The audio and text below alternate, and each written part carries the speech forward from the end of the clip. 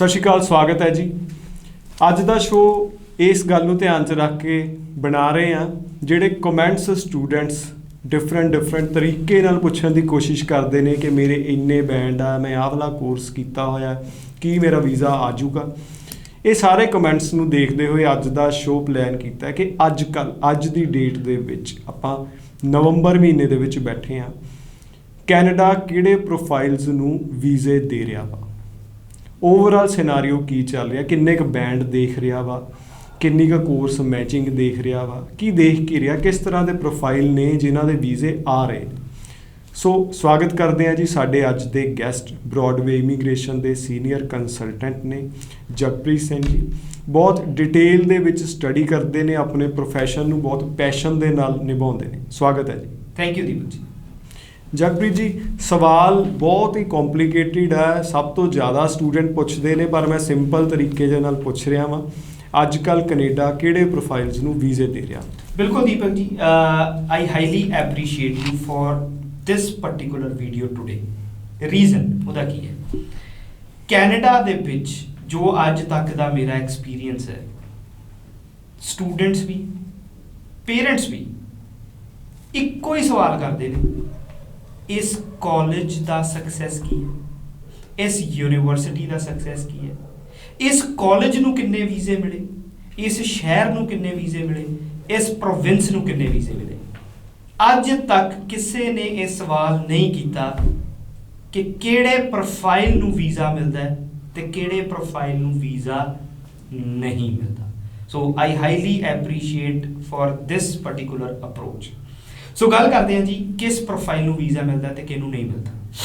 Normally जो आपां किसी भी इंटरनेशनल एजुकेशन नूं अचीव करन दे लई अपना स्टैप आउट करते हैं, तो उहदे विच सब तो जिहड़ी इंपॉर्टेंट चीज़ हुंदी है वो हुंदी है कि तुहाडे एकेडमिक प्रॉस्पैक्ट्स, तुहाडीआं इंग्लिश क्रैडिबिलिटीज़ और उहदे पिछे तुहाडे की फ्यूचर इंटेंट ने, प्रोफैशनल एस्पैक्ट्स नूं लैके, प्रॉस्पैक्ट्स नूं लैके, इन्हां चीज़ां नूं अगर कोई भी स्टूडेंट अपने प्रोफाइल दे उत्ते एक सही तरीके दे नाल प्रेजेंट करदा है तो किसी भी कंट्री च अप्लाई करे वो अपना वीज़ा लै सकदा है।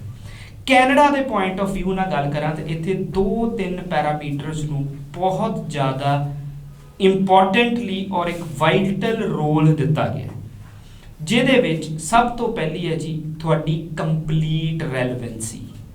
Complete relevancy I mean to say कि तुहाडे प्रोग्राम दियां एकेडमिक क्रैडिबिलिटीज़, तुहाडे इंग्लिश क्रैडिबिलिटीज़ और प्लस तुहाडीआं गैप दियां जस्टिफिकेशनस, अगर इन्हां नूं प्रॉपरली तुसीं जस्टिफाई करदे हो based on your previous achievements and your proposed programmes, तां इहनूं आपां कहने आ कंप्लीट रैलेवेंसी। उहदे विच एकेडमिक क्रैडिबिलिटी है कि तुसीं एकेडमिकली किन्ने क साउंड हो, किन्ने वीक हो। वो किनू साउंड कहते हैं, किनू वीक? देखो हुण उहदे विच आउंदा जी, डिपेंड है कि करिकुलम तुहाडे प्रपोज्ड प्रोग्राम का की है। अगर वो बहुत टैक्नीकल प्रोग्राम है तो उहदे लई फिर जिहड़ी क्रैडिबिलिटी जिन्होंने साउंड प्रोफाइल मन्निया जाता है वो किते ना किते 55 to 60% ओवरऑल स्कोर तुहाडा हैगा। किसी स्टूडेंट के 40% मार्क्स ने, 43% ने, उहदा ओवरऑल भी कई बार मैं दीपक जी देखदा 60% ओवरऑल है, 3 साल की डिग्री है, 6 साल च कीती हुई है, वो नहीं क्रैडिबिलिटी पास कर रहा। वो वक्री गल है कि उन्हें बैकलॉग्स लए ने, उस तो बाद उन्होंने क्लीयर किया, बट वो प्रोफाइल जिहड़ा है वो रिस्क दे विच रहिंदा है, क्योंकि उहदे प्रीवियस अकैडमिक से दस रहे हैं कि स्टूडेंट जिहड़ा है वो अकैडमिकली वीक रहा या वो इररेगुलर रहा जी। जगप्रीत जी, इंग्लिश के परस्पैक्टिव नाल गल करते हैं, खास करके अजकल दे सिनारियो, आपां अजकल की गल कर रहे हैं, मतलब 3-4 महीने का सिनारियो जिहड़ा तुसीं देखिआ, आइल्स के बैंड किन्ने क वाले ने जिन्हां नूं वीज़े मिल रहे? देखो दीपक जी, आइल्स या इंग्लिश की गल करिए तो STS कैटेगरीज यानी कि 6 ईच वाले प्रोफाइल्स नूं बहुत वीज़े मिले ने।